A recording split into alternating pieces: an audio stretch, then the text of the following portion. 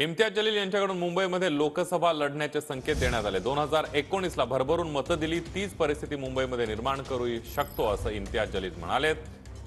तर महाराष्ट्रामध्ये जलील यांना कुठेही थारा मिळणार नसल्याचं संजय शिरसाट म्हणाले। गरिबांवर जेव्हा अत्याचार होतो, ज्या गोर गरिबांवर बुलडोजर चालवण्यात येते, तर त्यावेळी मला असं समजलं की आपण मुंबईला का नाही जाऊन त्यांच्यासाठी आपण एक नवीन प्लॅटफॉर्म तयार करू।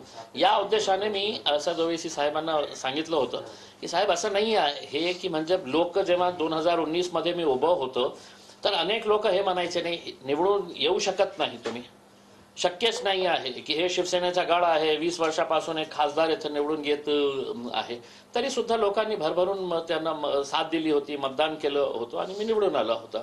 तर तीच परिस्थिती मुंबईमध्ये आपण निर्माण करू शकतो।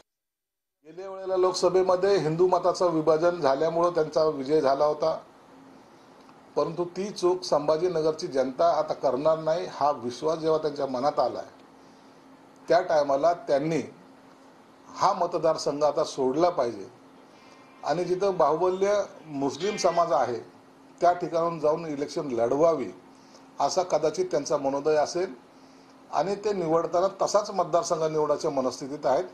परंतु महाराष्ट्रामध्ये ते त्यांना कुठेही थारा मिळणार नाही।